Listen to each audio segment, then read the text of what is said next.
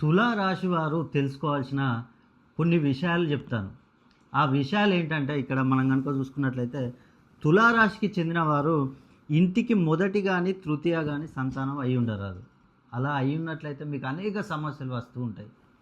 అదేవిధంగా 1, 10, 19, 28, 3, 12, 21, 30 ఈ తేదీలలో జన్మించి ఉండరాదు. అలా ఉన్నా కూడా సమస్యలు వస్తాయి. అదేవిధంగా వీరి యొక్క డెస్టినీ నంబర్ 1 కానీ 3 కానీ అయి ఉండరాదు.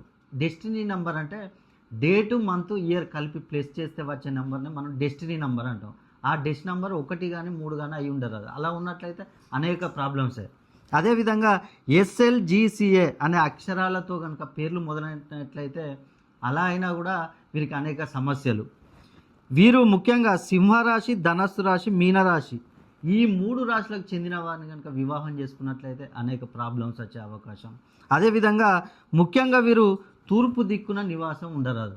అలా ఉన్నట్లయినా కూడా అనేక సమస్యలు వచ్చే అవకాశం. ఈ ఈ ప్రాబ్లమ్స్ అన్నీ ఉన్నట్లయితే తులారాశి వారికి మెయిన్గా ఏంటంటే రుణ బాధలు ఎక్కువగా ఉంటాయి, దరిద్రం అనేది ఎక్కువగా ఉంటుంది. అదేవిధంగా వ్యాపారంలో అభివృద్ధి అనేది ఉండదు. ఏ వ్యాపారం చేసినా కూడా వ్యాపారంలో నష్టాలు ఎక్కువగా వస్తూ ఉంటాయి. వివాహాలు ఆడవారైతే వివాహాలు ఆలస్యం అవుతూ ఉంటాయి.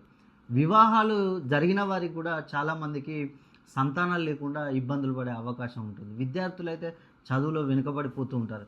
ఇలా అనేక సమస్యలు, ఆరోగ్య సమస్యలు వచ్చే అవకాశం ఉంటుంది. కాబట్టి మీరు తులారాశిలో జన్మించి ఈ సమస్యలు కనుక మీకు ఉన్నట్లయితే నేను కొన్ని పరిహారాలు చెప్తాను. మీరు మహారాష్ట్రలోని కొల్హాపూర్లోని మహాలక్ష్మి అమ్మవారిని ఒక్కసారి దర్శించుకోండి.